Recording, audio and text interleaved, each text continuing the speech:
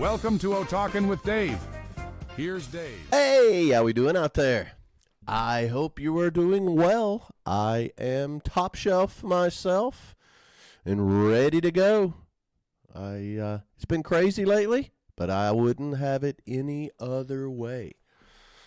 I've got, it's not so much of a secret if you've known me over the years. I've always kidded about, starting my own cult. I have aspirations to be a cult leader, I guess you could say. I never thought it was that difficult because, the things that people can be talked into and follow these charismatic leaders. I'm thinking maybe I was flattering myself, but I could do that. I'm a sales guy.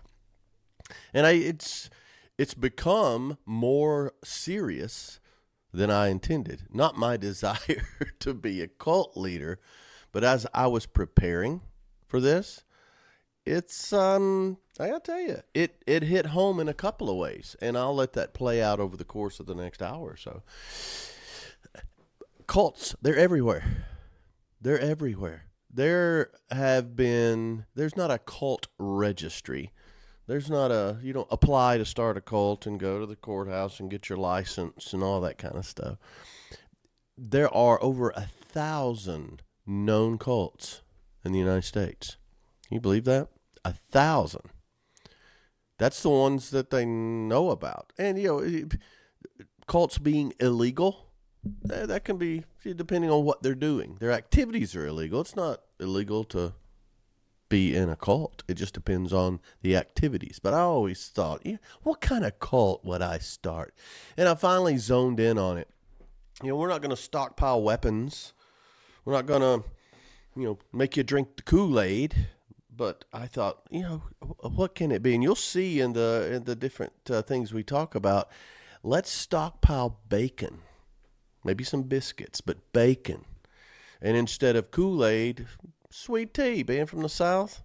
And I'll call my cult the BACON Brotherhood. A sister's welcome. Well, sister's welcome. It's just the alliteration. BACON Brotherhood. If somebody posed that to me, you got my attention. Okay, tell me more, please. Cults are serious, though. And I want to talk through a few things. I want to talk about what is it? What's a cult? How's a cult different than a religion? Is there a checklist? Okay, it's got to be these 5 things. Check, check, check, check, check. And then when it gets serious you think, who in the world would join these? That's when it hit home for me. I want to go over the profile of people that they approach and they pull in. It's going to seem eerily familiar, and where I want to come full circle on this is, whether you are the prey for a cult or it's people that you know, there is a need there.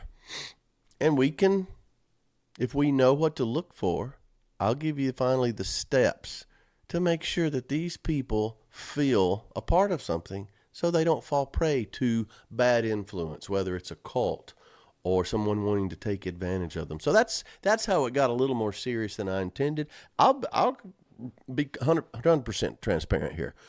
I'm re-recording this. I don't feel like I did a good job the first time. I already had it in the can, ready to go. I didn't cover the seriousness of it and how you can apply what you learn here, what I learned here, to your life and those people around you. So just to talk about some of the cults, I remember growing up, I was in the South, and you can talk about different cults and where they are, but I would hear on the news like Heaven's Gate.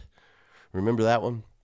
That's the one where, the Hale-Bopp comet comes through, and they believed if they killed themselves at a certain time, they could become extraterrestrials.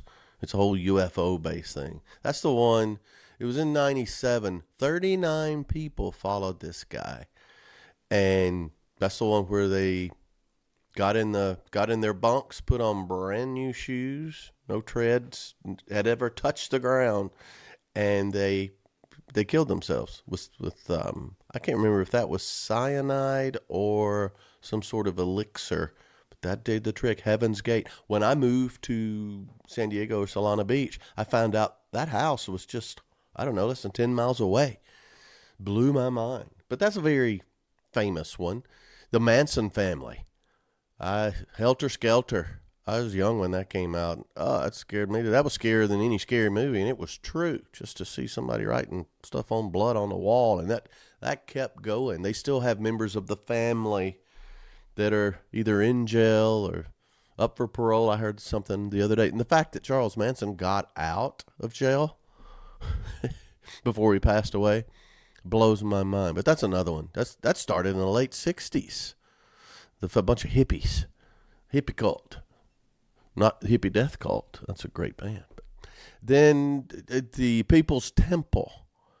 That's the one down in Jonestown. Reverend Jim Jones. That's a very famous one. Interesting on this one. Well, that was in 1970, late 70s. And over 900 people died. Just a mass suicide. That's where the whole Kool-Aid, drinking the Kool-Aid. I believe it was cyanide-laced punch. But drinking the Kool-Aid. I had a connection with that because in the 80s, I remember I started a position with a company. Me and another gentleman did it at the same time.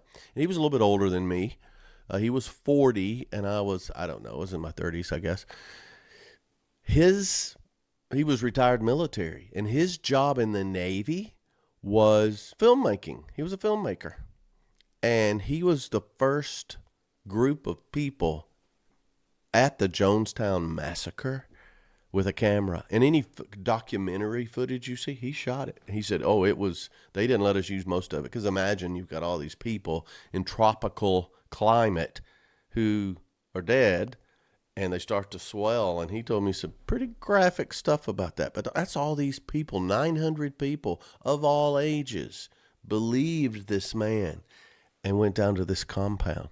And I dare think if it was a senator went down and they couldn't let him go back and report what happened and they killed him, I think that's what triggered all of that, or it would have gone on a lot longer. Scientology may be one of the most famous ones now that is going on. Very high profile with some of the stars. And then Leah Remini, who got out and tried to take them down. But, I mean, I don't think they have the scope and the reach that they did. But I was down in Inland Empire in California. That's where they have their campuses and their schools and churches and whatever they do there. But the Church of Scientology. I saw a documentary on several cults. I've always been fascinated with it. I don't know why. My wife loves crime. I'm cults. I kind of student of human nature. And so that Rajneesh movement, it's this gentleman who is a self-proclaimed prophet. And I believe that was in the mid 80s. He comes out and, they're following him, and they're the ones that they bought all this property and people would donate. We'll talk about that in a bit, but bought all this property, and then a town close by started becoming familiar with what they do, and they poisoned the water supply of that town. And they started doing some crazy things. So when somebody starts to interfere with what's going on in their lifestyle and threatening their secrecy or whatever, that's when it gets crazy. That's when and there's several others. The 12 tribes, a lot of them will have Christian fundamentalist beliefs and then add to it, which turns it into a cult. Then there's several. The Branch Davidians, that one that we all know, that ended in a fiery crash. But David Koresh, who was a charismatic prophet, who he was a preacher, and a lot of them start that way. And then the Love has one cult. Some of these, they had a character called the Mother God, who was a incarnation of a deity. And some of it just gets, so I don't want to talk too much about it because it just sounds like I don't want to degrade the people who join these cults by talking about how crazy these cults are. But some of these cults are crazy. But they were, she was this Amy Carlson, supposedly 19 billion years old, and she was the reincarnation of Jesus Christ. And They found her mummified body, after her death, had Christmas lights around it. And I'm pointing these out to just talk about how far-fetched some of these things are. And you think, how could anybody get involved in this? How do you do it? Well, we're going to talk about that, how you do. But there are some things that has to be true, technically, in order to be a cult, an authoritarian leader, the figurehead, a key leader. And a lot of times it's about them, or a lot of times it's their message about something else, but they are the focus. Jim Jones is a perfect example. Very charismatic, godlike figure. He would talk. I remember the movie about him, but I also remember some of the documentaries where people would talk. He had a good speaking voice, but he would also just talk to the compound from time to time. His voice was very prevalent, and he was always there. But they have an authoritarian leader. Also, most of them, if not all of them, have elitist beliefs. And what I mean by that is, by joining this or being a part of this community, you're going to either have a step up, or you're going to be better off, or you're going to be better than others. Heaven's Gate, for example, they were going to transcend to a higher place, extraterrestrial type situation. And all they had to do was kill themselves and wear nice new tennis shoes. So that elitist or exclusive beliefs, meaning, hey, we're going to be the only ones who survive this. And then there's always some sort of isolation or control for cults. You got to have that leader. You got to have elitist or exclusive beliefs, and then they have to have control over you. And a lot of times they obtain this by isolation. That Rajneesh movement, it's communal living. They bought property out in the country, and to be a part of it, you had to live there. That's a great example of how they isolate you. And then they always have some sort of manipulation or to coerce you, maybe do things you don't necessarily want to at first, but they manipulate. They have techniques for doing that. And it's threats, and I'll talk to their tactics in a minute, but they want to get your money, or they want to get more recruits, and they can manipulate you through emotion. It's either things they're going to do to you or your family, or things that will happen if they don't do certain things, or just guilt trips. If they need money, they always have those tactics. And then the exploitation. Cults will exploit their members in any way they can, and often it's financially, it's always emotionally, and many times it's sexually. You get back to where that starts. And I'm not doing a psychological profile on these cult leaders. I will talk about cult members a bit, but Scientology, that exploitation, the shame, and you can buy yourself out of certain situations. And a lot of the things, how do these celebrities get away with this or not have to do that? Or they've got money, and it's good advertisement for the cult. So there's exploitation. There's real quick, to be a cult, I'll do it again, to go back through. You've got to have some sort of authority as far as leadership, exclusive or elitist beliefs, or isolation or control tactics, manipulation. They have techniques to manipulate, and then they'll exploit you for what you can give, whether it's money, sex, time, whatever that would be. And then a lot of times in talking about cults, people will talk about, well, that sounds like a religion. That's not a cult, it's a religion. There's a big difference in the two. And there's some talk inside of the religious communities around certain religions. They dismiss them as cults. Some of that, but it's got to have those certain qualifications to be a cult. And I'm going to go through a few more serious things, then I'm going to get into how this applies to you. Because you may be thinking, Dave, I'm not joining a cult. I don't know anybody joining a cult. Why are we doing this? I'll bring it home for you in a minute. Differences between a cult and a religion a lot of time is around the leadership structure, where cults are a single person or a very small group. Religions are vast and usually have established structure. For example, the Catholic Church, the Pope is the leader of the church, but the Pope is not the one to be worshipped. Now, I know they have, and I'm not picking on Catholics, they pray to saints. They have different things about their religion. There is an elaborate structure behind it, and it's decentralized. Where cults, it's all right here around one leader or a very small group.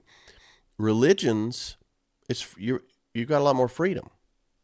You can come and go as you please. Where cults, not so much. A lot of them, they want to isolate you. That you need to live here. You need to do these things. You need to be under these dictates to stay a member. And I realize some religions are stricter than others. I think the main thing is the degree of control a cult has versus a religion. And what ties to that a bit is, religions, again, the freedom, but they'll also, you can disagree. I'm Baptist. A lot of times, if you don't understand something, or you'll have different people. I remember adults arguing back and forth about what some verse or scripture meant, and you can have some dissent. You can have people that disagree with the preacher.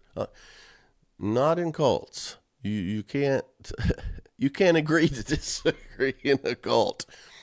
Authoritarian. And then, as far as recruiting, there's a big difference in religions and cults. Mainstream religions, they're open and they invite people, and it's voluntary, and they'll visit, and a lot of times it's word of mouth. If you're having same way with cults in that. However, cults will manipulate the tactics, and I'll talk to their tactics in a second. Where I've been visited because we move a lot. I've been visited by people at a church, and they want to invite us, and here's the deal, and you can be there. And whereas a cult is a lot more aggressive with their recruitment tactics. Then the last one is just your impact on you from a personal well-being standpoint. Most religions, it's about spiritual things and moral things and guidelines for life to be happier and full of joy and things like that. And I am paraphrasing like a crazy man. And it's a lot more technical than that. Whereas cults, they do a lot more psychological harm, and they'll exploit you more. You'll get a guilt trip from just about all churches to tithe. It's a lot more aggressive. And the impact on a person's well-being is to the point where you have no autonomy. You're part of this group, and that is your new identity. So just a few things around difference in religions and cults, because I know, a lot of people, especially those who are anti-religion, they'll throw it in there. So this is the part, and I want to go over a few characteristics that would be considered in a person that would be considered a target for a cult, or people that are susceptible to cults. I'm also going to tie it to these people there's a void in their life, and they're looking to fill it. So I'm going to talk to the 5 characteristics of people who are searching and need something, looking for something. There's a hole in their life that they're trying to fill. And then I'll talk to how cults sees these needs and it pulls them in. You're probably thinking, there's no way. People have got to be crazy to do this. Well, it's not just cults. It's bad decisions. It's getting with bad groups, cult or not. So be thinking about that when I talk to each one of these traits. I'll prompt you for sure. But the first one is emotional vulnerability. People who they're having a tough time right now. They're in turmoil. Maybe it's horrible grief they're going through. They're terribly lonely, which leads to depression. And we've talked to a lot of these conditions. Or maybe it's just some really significant changes in their life. They're vulnerable right now. And cults are very good at offering comfort. I'll say love bombing several times, but they can come in and sense what's going on. If they know a bit about your background, they know how to take advantage of that. And if you're emotionally vulnerable, they can appeal to those emotions. Somebody grieving of a loved one, they might be open, especially if they don't have a good social network. They may be open to that, and they get the comfort first, and then they start to trust a little bit. And before long, it's gone further than that. But emotional vulnerability is a big one. Then this is so sad, but a lack of critical thinking skills. Individuals who struggle to question things. If it's too good to be true, it probably is. A lot of people don't have that, and they can be more inclined to accept, oh, that sounds great, rather than, dig in a little deeper, peel that onion back a little bit. And it makes, these people are especially susceptible because cults, they discourage independent thinking. It's part of the group. You don't have to worry about that. No, we all do this together. If you're lonely or upset, emotionally vulnerable because some of these, now not only do you not have to make all these tough decisions, you can come hang with us. And they fill all of those gaps and make it easier. Especially if you have a very charismatic leader. One of the first things they do is get you in front of them, and it's like, oh, now maybe someone who hasn't had a strong leader in their life, or if it's a man, maybe they have a father figure, something like that. They're especially vulnerable to that. And then there's others who they're good critical thinkers. Yeah.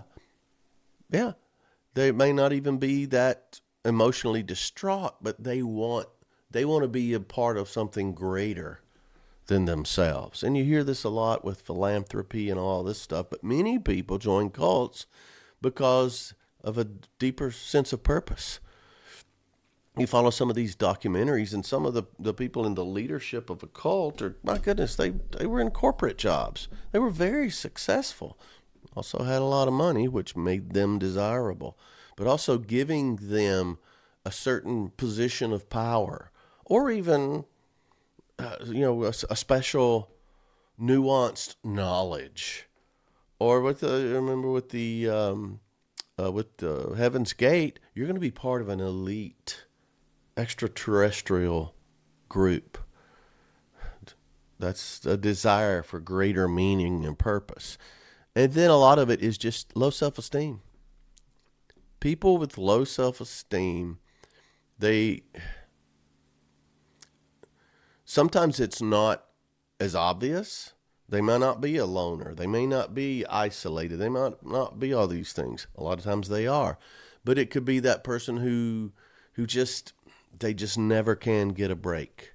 And no one ever told them that they're special or they're good at something. Cults prey on this. Somebody with low self-esteem, you start patting them on the back or telling them they're good or they're pretty or they're this or they're that. Ooh, now I feel better. Think about it.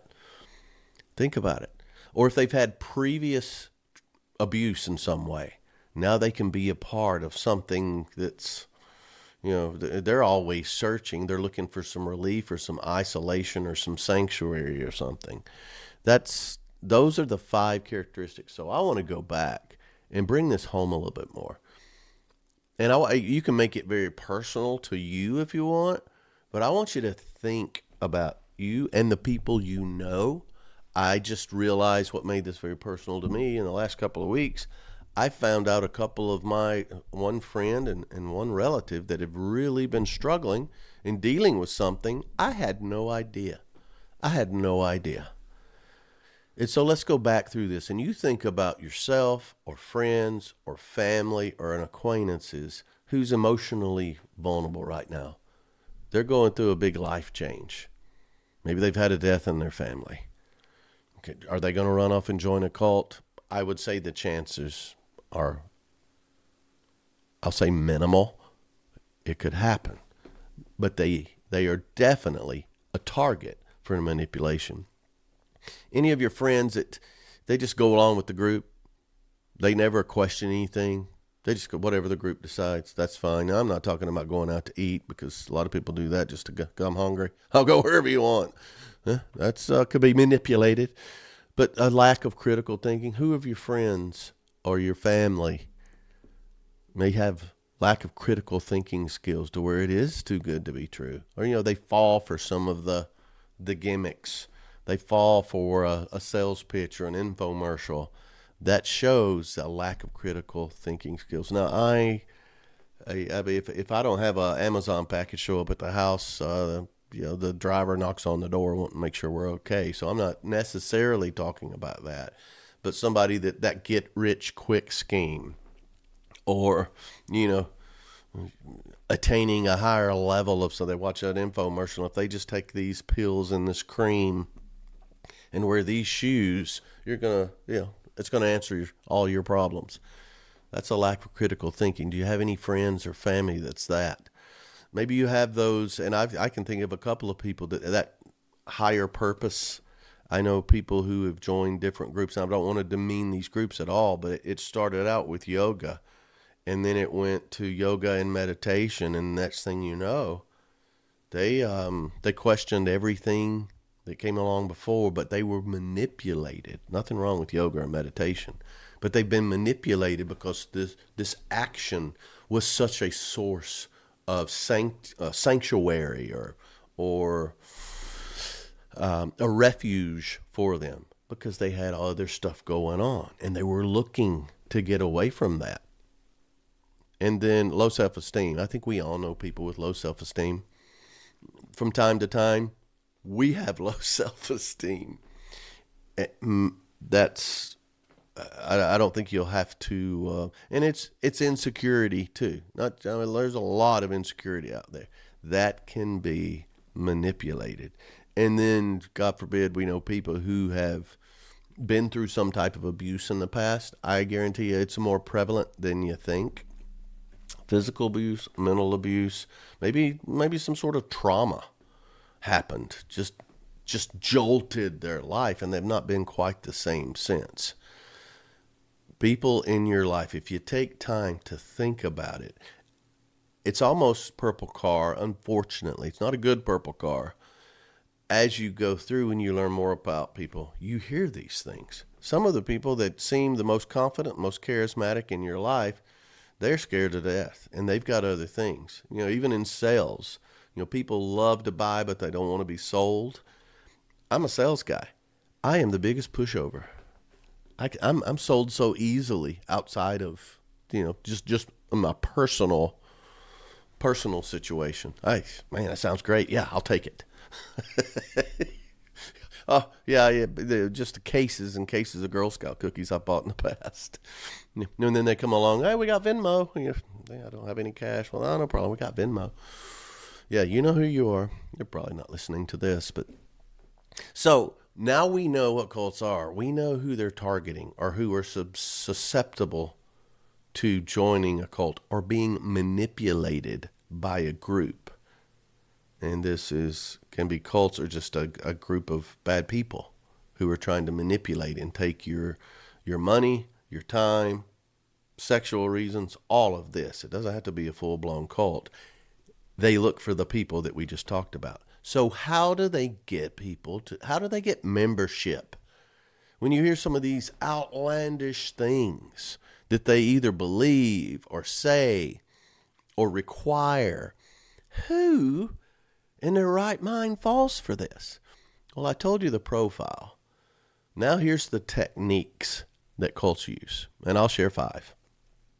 The first one I mentioned earlier, love bombing.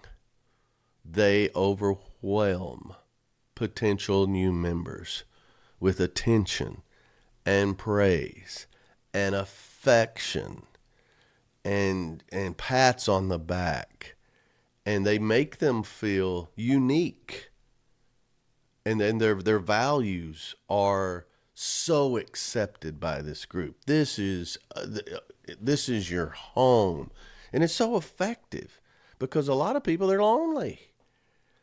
They're lonely. We talked about the emotional, vulnerable people out there. They're seeking something, friendship, social status, and love bombing is just overwhelming. First of all, because you haven't had that before. That's missing in your life. Now, oh, that feels good. I haven't had a hug like that, and they really mean it. And this is the leader knows my name. They manufacture all of that. And that, the more they love bomb you, it's mostly at the first, and they'll dabble in it whenever they need to. But you almost feel comfortable, but before long, you want more of it. And then you want to be loyal to the group because they have filled this need that you have. And just think about your friends. It's someone who's had a bad breakup, someone who just, I don't know, maybe something at work, or they just got fired or something, to be pulled in to where you are part of the group now. They shower you with all this attention and affection. If you're funny, they laugh at your jokes. Whatever. They hit you with all the things that have missed. And then another tactic. So they've love bombed you. Now the isolation comes in. Cults are real good at cutting you off from outside influences. A lot of times it's family, it's friends, it's social norms. And it can be with the internet and accessibility like that. Sometimes it's not a physical isolation, but many times it is. They have a compound, or they have somewhere where you go. Maybe you don't live there, but you go there regularly, like it would be a church or something like that. And that's very effective because you're not listening to any other viewpoints. And after a while, if you're not a critical thinker and you're getting love bombed, and this is so nice, I love it here, you don't want to go anywhere else. And you don't have your friends and family, and maybe family's part of the problem. So they're not going to let them talk to you. Plus, you don't like your family. All these things work together. It's the Branch Davidians. They had their compound isolated from the world. I think Dave Koresh was the only one who could contact anybody outside. And that way, anything that happened, they didn't hear it. They didn't know what normal was. This is the new normal, and they liked it. So isolation is a key one. They major in the third one, which is either fear or guilt. And then that manipulation around, this, you're isolated. So the group is going to, getting away from that group or going back to where you were, it could be a spiritual thing. You could be spiritual damnation or just social rejection. Okay, you're going to go back to being that isolated, lonely person that you were before here. We'll take all the love away. And that's part of the fear. But then the guilt is, after all we've done for you, you're part of our family. And they guilt you in to that, going back on the loyalty that you've grown. I mean, we are your family now. Your old family, your friends, they paid no attention to you, and we have loved you unconditionally. So fear and guilt, that is a huge tactic. And then once you get there for a while, it's that once you're isolated and you're love bombed, that whole us versus them mentality, that's where, we've got it right. Everybody else has got it wrong. And you see this in all the cults. And even, Scientology, they have some degrees where you're on campus, but these people roam free. But there is that center, and that center is, I'm one of the chosen ones. It's an us versus them mentality, and that tactic, it instills loyalty, and then you want to be with that. If you're one of the group that's going to do well, you want to be with that group more. And then after a while, they don't have to monitor your loyalty or your gratefulness. Charles Manson, he convinced his followers that they were the chosen few. He didn't have that many. And there was, I think he also said there's going to be a race war. And the only people that are going to get through it are the ones that are devoted to him. And these people were so needy. If you look at it, they were now they belonged. And he called his group, his followers, the family. And then the one of the other, they use a lot of tactics. The last one I'll talk about is that escalation of the commitment. So we've got you. We've loved bombed you. We've isolated you. We're giving, we've shown you the way. That whole us versus them thing. Now, let's gradually increase what it takes to stay here. The commitment as far as time or money or sex or all the different things. Now you're in. This is part of it. And they gradually escalate what that's going to take. Something small at first. And then as you're part of the group, it increases. It may be that you have to recruit more people. Like what? There are some that they consider it a personal development. You get more members, or in order to, once you love it so much, there's requirements to get to stay. And I heard a documentary not long ago about this lady. She's in her 40s now, but her grandfather started one of the cults, and it's still going on today. But she got out, but several times they threatened to kick her out, and she would do things to get to stay. So that's how, I'll say brainwashed some of these people are. And it's so devastating. And, some people say, well, what, if they're not killing people or if they're not breaking laws, maybe they believe, like a lot of people will call Amish or Mennonites, a cult. No, that's not a cult. They don't meet all of those 5 things, but they do a lot of it. The isolation, well, there's certain things they don't do outside of their group, and there's certain things we can't do when we're around them, but they move, they still have some autonomy within that. But what happens with cults, I think the reasons it's bad are pretty obvious, but you have no autonomy. You're part of a group. It's group think. And it's really not group think. It's group do based on what the leaders think. You totally lose that. And a lot of people who've been in cults and get out, that is the hardest thing for them to get used to again. Making decisions on their own. Going their own way. Doing what they think's right. And they start so small. But eventually you have no identity. And that psychological and emotional manipulation, it's hard to adjust back after that, because it's easy. I'm provided for. I don't have to make any decisions. I just follow the crowd. Look at those personality types that they target. And it's so harmful because that constant manipulation destroys your self-esteem. You don't have any. The group has self-esteem. You have none. Because it's all about the group. That's why they don't leave. And the anxiety. And, a lot of time, people who get out, they go back.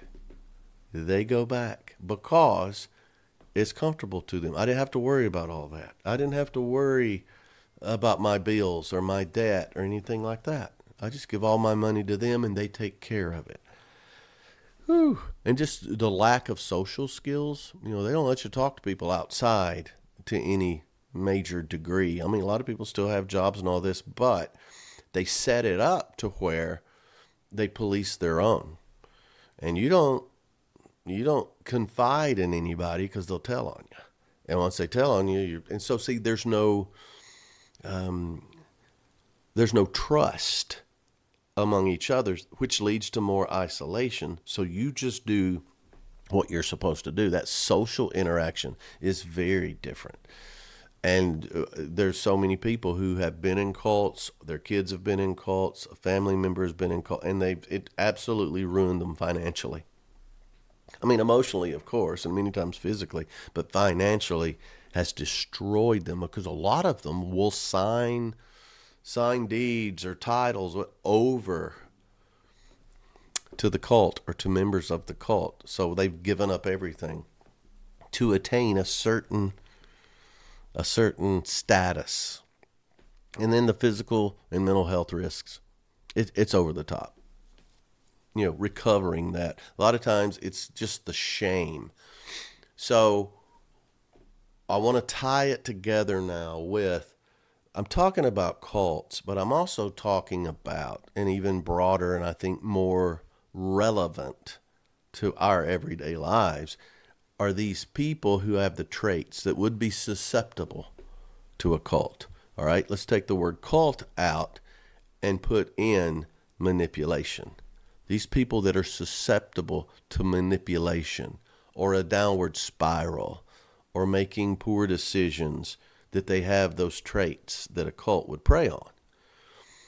And when you know these people, even if you don't know these people, here are things to do for the people you care about, your acquaintances, or just another person. This will help with the cult problem, but it also will help you be a better person and those around you. The first thing is encourage critical thinking.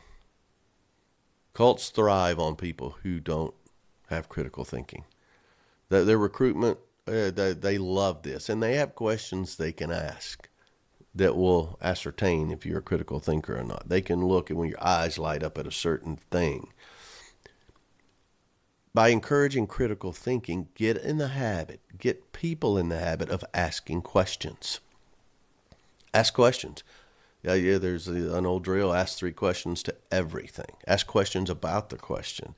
Because one more you ask questions, even if you're not a critical thinker, it's going to make others think that you are. And a lie hates questions. A lie hates questions. So, teach skepticism. I remember when I was young, it used to bother me. My parents, I would have this great idea. I don't know about that. And, that could be negative at times, but they had critical thinking. Skepticism toward extreme ideas, that's crucial. Now, I'm not saying be so conservative you don't try new things. There's a big difference in that. But encourage people to be critical thinkers. Discuss things, talk to people, find out what they think about it. Ask them questions. If you hear something on TV or some outlandish things, ask them what they think about that and see what they say, because you may discover, they're susceptible to this. A second thing for people you care about, maintain open communication. Manipulation will cut them off. You get it till they get your name on the dotted line. Then you're committed. Vulnerabilities, different, those people who are easily manipulated. If you have open lines of communication, they're going to talk to you about it. If they're going to be more critical thinking, they may bring it up to you. You reach out to them. If someone is usually a certain way, and then you notice they're not, ask them, hey, how you doing? You can be non-threatening. You're usually always smiling and got a pleasant look on your face. There's something wrong? Your forehead's all wrinkled up. You worried about something? Or is that something I can do if you hadn't heard it from somebody in a while? Set that coffee appointment. Hey, let's go get a cup of coffee.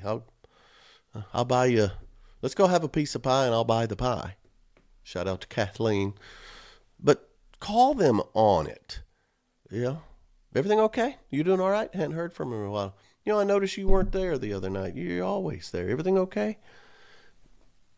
Maintain open communication, because once you do that, they can tell you. Hopefully they'll reach out. But if not, get that contact point. Also, tactics that people use for manipulation, whether it's a cult or not. A lot of people will be manipulated without knowing it, because manipulators make it their idea. You've always heard that. The best way to get somebody to do what you want is make them think it's their idea. You can talk to cults, but talk to manipulation.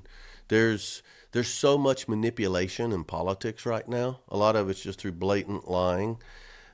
A lot of it, though, one way that I think people are manipulating, it's a good example, is, when they want to pass a bill, they'll name it like, caring for puppies and babies, and, they'll name it something like that. You want to care for puppies and babies, don't you? And then you read the fine print, and it's, they're going to kill all the puppies and babies, but they named it something that sounds good.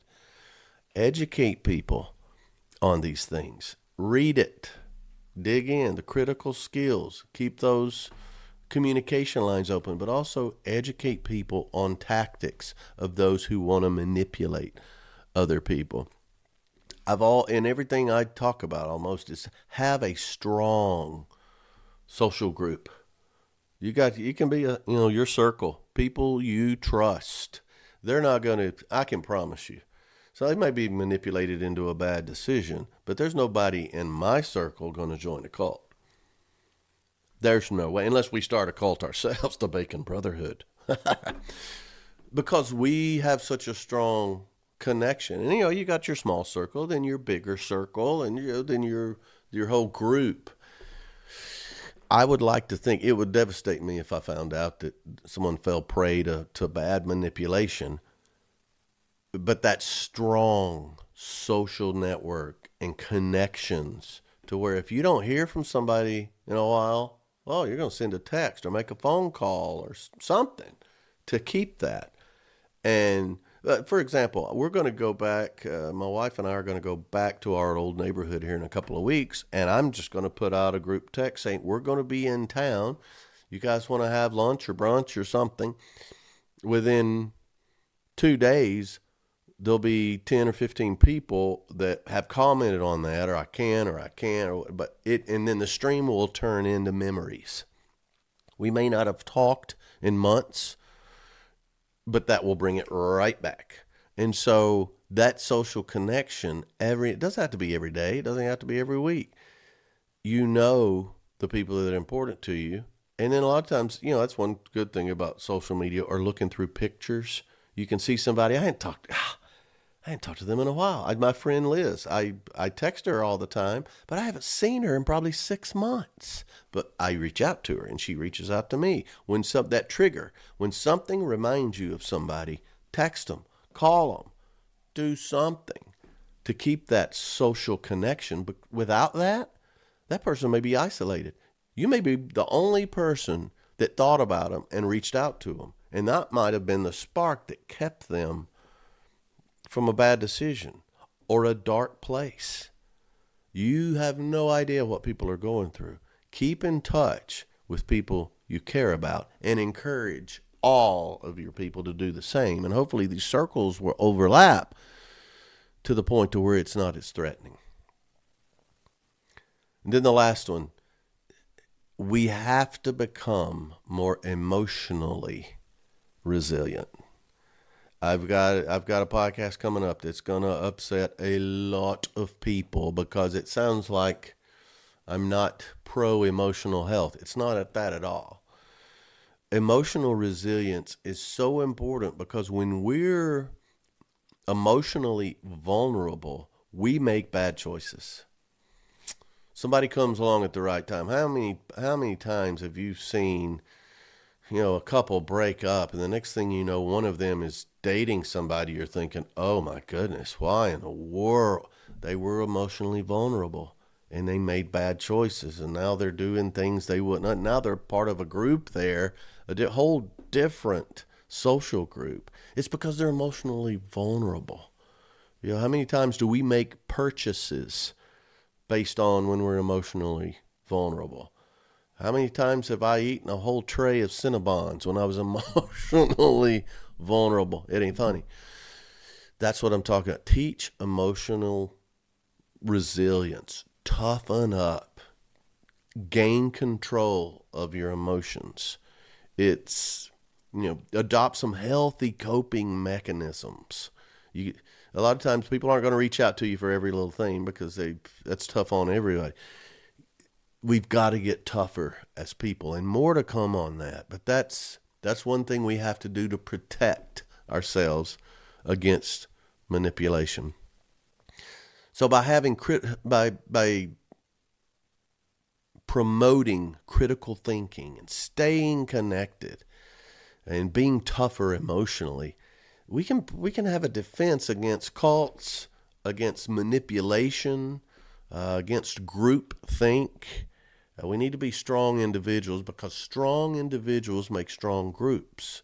And there are times when the weakest among us is the strongest under certain situations. I've got friends that I don't know. You all have your types. You got the leaders. You got the funny ones. You got the crazy ones. You got, different things at different times. Anybody that's a part of your social group, understand what they bring to the table and tell them. Lift people up. And the gift that keeps on giving. I talked about that. Everyone you know is valuable. Make sure they know it. Make sure that they know you need them. And they'll be less susceptible to manipulation. The extreme would be a cult. But the way I bring this to everybody, I hope people have come to your mind over the last 45 minutes that you'll reach out to for a text. Like, how's it going? I saw this and I thought of you. Or, we're going over here. Hey, you want to go? You want to go with us? We haven't got together in a while. Let's do that. Or the one-on-one stuff. But reach out to people. Let them know they belong. And they're less likely to join a cult or be manipulated or do things. We've all been emotionally vulnerable. We probably will be again. But now we know the antidote to manipulation and cults. I hope this has been helpful. It took on a life of its own when I was doing my research. I thought of people in my life that were susceptible to it. And then you think, that's extreme. Well, a cult may be extreme, but manipulation is in our face every day. Thanks for joining. I appreciate your time more than you know. This is it's a serious topic, and I'm usually not this serious, and I'll fix that in the next few, I promise. But thanks for supporting me. Reach out to David at otalks.com or Dave at otalks.com. I'm on Twitter. I'm on Instagram. I'm on TikTok. I'm on all of that stuff. Reach out at otalks.com. See what's going on. I'm going to start more public appearances again, and maybe I'll be around you. Got all the stuff behind me that I don't sell, but you can buy it at otalks.com. Thanks for the support, but most of all, thanks for O-Talking with Dave and Giddy-O. Hello there. Are you out of work or looking for a new career? Do you feel like you have a lot of potential and just haven't hit your stride? We know just how you feel, and we are here to help. We are Cult Leader University, and we have the curriculum for you. Clue offers options to fit your schedule. Clue has entry-level courses in stockpiling, Kool-Aid making, catchy sing-alongs, and entry-level recruiting techniques.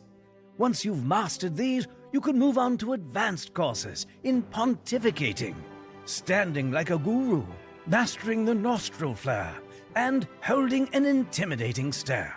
Enroll at Clue, and if you pay for a full year in advance, Clue will help you develop your mantra, give you ideas for clothing requirements, and equip you with original handshakes, utterings, or code names.